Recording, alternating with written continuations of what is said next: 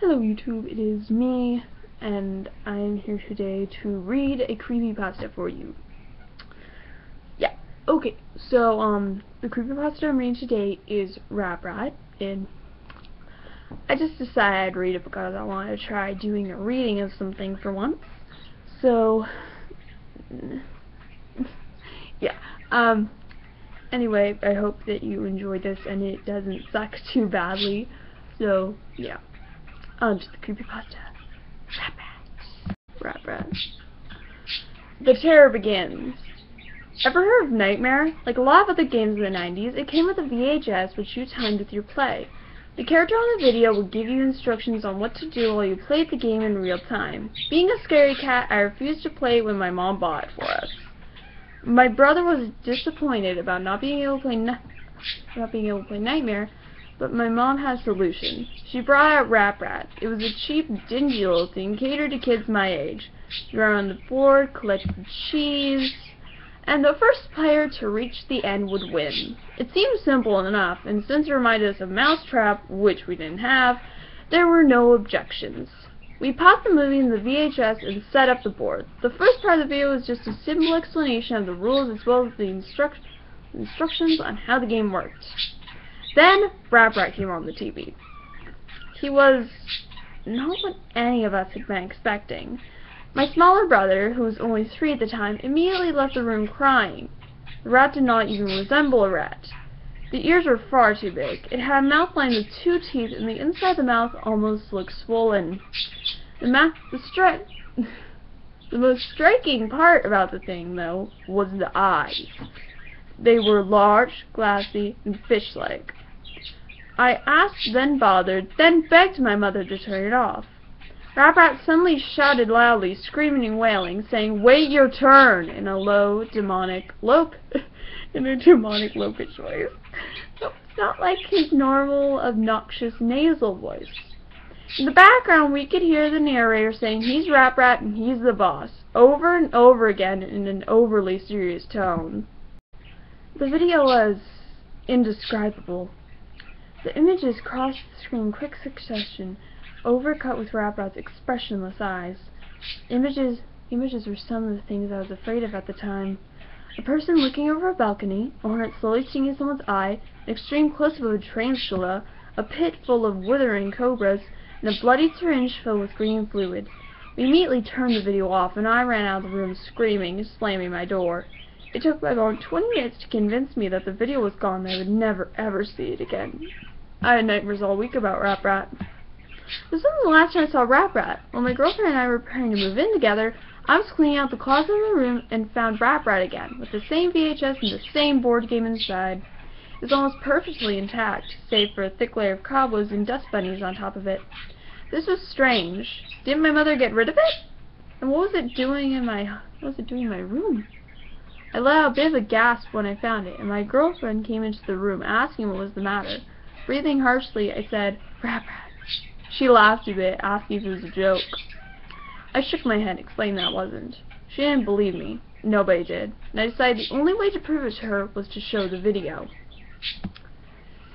I borrowed my neighbor's VHS and played the video for her. However, the images had changed. I saw a clown, its nose bursting and spraying blood onto the screen. I saw a woman alone in a dark room. I saw a man being forced to pick up white-hot metal and hold his outstretched hand, turning his hand into a leathery mess. The scratching I heard as a child continued, picking up louder and louder. Then, Rap Rat showed up and began twisting and convulsing, its arms thrusting this way and that. And its costume wasn't a costume anymore. The felt was real fur. Its face wasn't plastic, but instead a bristle of thorns with teeth. The eyes turned inwards and suddenly popped out again. Rap Rat's huge fish eyes were inside out, staring right at me, watching my every move, my every expression. It grinned widely and gestured at my girlfriend and I with a single outstretched, inhuman hand. I could hear the faintest scratching at my front door. The TV went blank and showed static. The scratching got louder. It wasn't scratching anymore, but thumping. The thumping of tiny feet on wood. My girlfriend embraced me in fear, and my senses kicked in. Before anything else could happen, I stopped the video, ejected it, and unplugged the VHS. scratching stopped. When I looked out the living room window, nothing was there. The police showed up soon after, warning us that a neighbor had seen a figure outside of our door and had called in concerned. My girlfriend and I simply couldn't explain what had happened and had to tell the police officer that it was us. I was furious that a children's game was terrifying me. I went to pick up the tape, but the VHS burned my hand.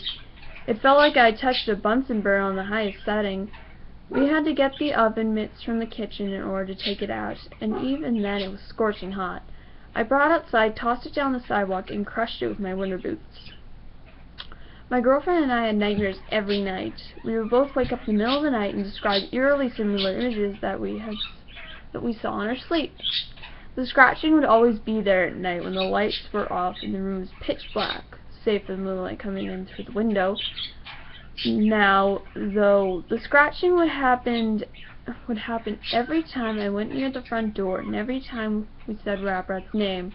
It sounded as if something very small was dragging something across the ground outside the door, pacing, waiting. I would simply wait with the covers pulled up to my neck until I succumbed to exhaustion. At this point, I was determined to sue the company for damages. The first thing I did was call my mother and ask where she got Rap-Rat. She had no idea. I found a merchant who sold versions of Rap-Rat and asked him how I could get in touch with the company. He sent me this email. I don't know about the game, but I know it was created by the same people who created Nightmare. The company is called A Couple of Cowboys. Try them. I did a bit more research and discovered that the company became defunct in 1994.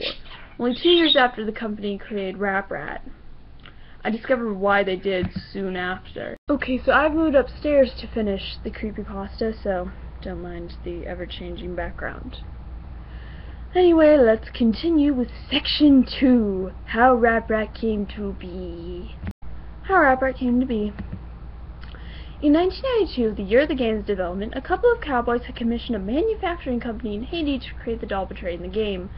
The company who created the puppet ran a sweatshop where they forced women and children to produce the various components of the puppet, including the felt and plastic of the doll. One day, a young Haitian girl got her arm cut in the industrial sewing machine. The spring loader, unable to handle the weight on the machine, came loose and struck the child's neck, killing her instantly. A few days after the funeral, the mother of the child came to the factory, demanding to see the owner, who denied that he had anything to do with it. In a fit of rage, the mother said that the blood from the innocent would seep into every crevice of the doll, every component with which it was created, and all who touched it would die. She claimed to have summoned a fear demon and screamed at the top of her lungs, "Rap-Rat will curse you!" The owner simply laughed and told his corporate bosses about Rap-Rat. They spread the joke from person to person, and the game was renamed Rap-Rat, a loose anagram of Apparat. Each recitation